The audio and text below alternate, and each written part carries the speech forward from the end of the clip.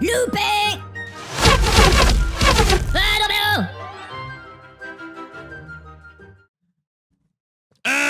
Salut, ça va? Ouais, génial. Bon, vous êtes plusieurs à m'avoir demandé comment j'exporte. Enfin, vous êtes plusieurs, non, vous êtes deux, mais pas du tout.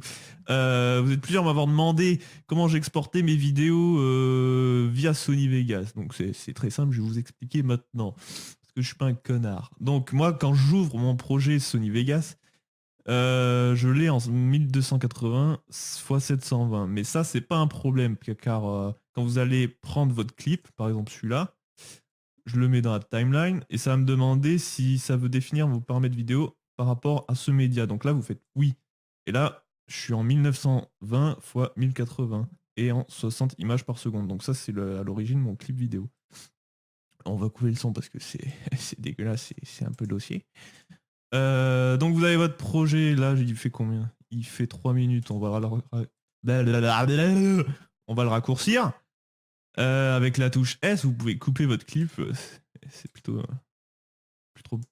pratique. Hop, ça c'est casse-couille. Donc là, j'ai pas le son.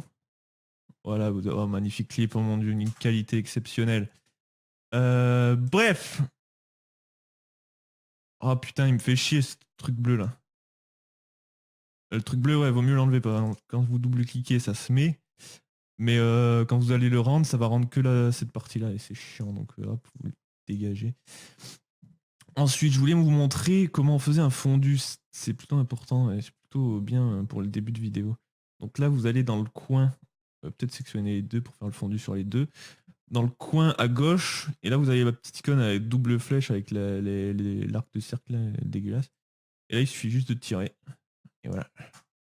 Et c'est tellement beau. Bref, on va faire un petit fondu, voilà. Oh mon dieu. Ensuite, ce que je fais, moi, c'est que quand vous avez plusieurs clips, donc par exemple, hop, je scinde tout ça, je fais clic droit sur le premier clip, je vais sur sélectionner tous les événements jusqu'à la fin. Ça va me sélectionner tous les clips qu'il y a sur ma timeline vidéo. Ensuite, je reclique droit, commutateur, désactiver le rééchantillonnage. Il faut le faire enfin, il est dégueulasse, normalement, vaut mieux le désactiver et ça, vous verrez la différence quand même est assez impressionnante. Ensuite, ce que je fais, c'est que je rajoute toujours un effet, même deux.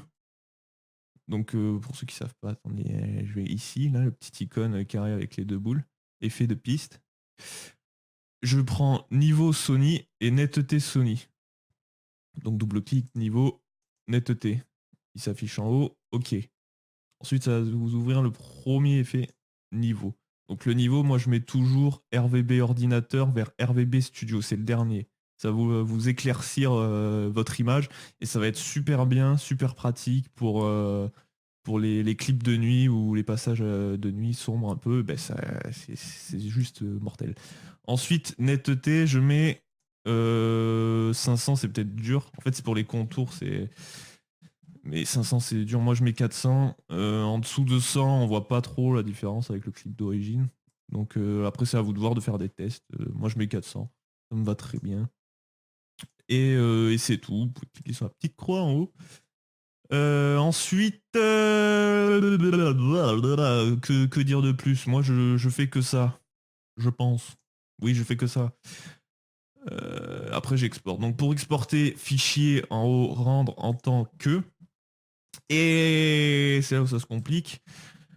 Moi, j'ai créé un preset dans Main Concept avec ça, ici. Donc j'ai personnalisé un modèle. En fait, vous prenez n'importe quoi. Je crois que de base, j'avais pris Internet HD 1080p. Celui-là, et j'avais fait personnaliser le modèle ici. Et comme un con, je montre avec mon doigt, mais vous voyez pas mon doigt en fait. Ensuite, donc moi, mon preset, c'est ça, c'est vidéo YouTube. Donc personnaliser le modèle et je vais vous expliquer un petit peu. Donc, taille d'image personnalisée, largeur 1920, hauteur 1080p. Putain, je montre encore avec mon doigt, mais je suis con quoi. Profil élevé, fréquence d'image, ça va être la sortie de votre clip. Donc moi, c'est 50 images par seconde. Mon clip de base est à 60 images par seconde. Je le sors à 50 images par seconde pour une raison que j'ai oubliée, mais vous pouvez pas mettre, si par exemple vous filmez à 30 images par seconde, vous le sortez en 50, c'est pas possible. Tu peux pas, il va pas créer des images, le logiciel, il peut pas. Donc c'est toujours inférieur à votre fréquence d'image d'origine. Donc moi j'ai mis 50 et pas 50 000, hein, c'est 50 et ah putain, c'est 50, voilà, ça se fait 50 000. Ensuite, autoriser la source, ordre de champ 1, nombre d'images de référence 2. À la limite, vous faites pause et vous recopier, recopier ce que j'ai mis, et puis voilà. Ensuite, en audio, pareil, 48 000, 192 000. Système, contrôle de GPU, je le check toujours, toujours cliquer sur ça. Parce que j'ai testé sur un clip vidéo où j'avais pas checké et j'ai pas pu lire la vidéo. Donc toujours contrôle de GPU. Toujours cliquer dessus. Et là, je crois que j'ai rien changé, il me semble. Je pense pas. Donc le plus important, c'est 1200, 1920, 1080 et 50 images par seconde. Et le débit binaire, tout ça, voilà. Donc ok. Et puis c'est tout. Là, vous choisissez le dossier, le nom. Donc Joutgal, ça veut rien dire. On va mettre tester. Test. Ouais, 17 secondes, ça va être chiant, ça va être long. Bon, c'est tant pis. Donc là, rendre. Et c'est parti, mon dieu.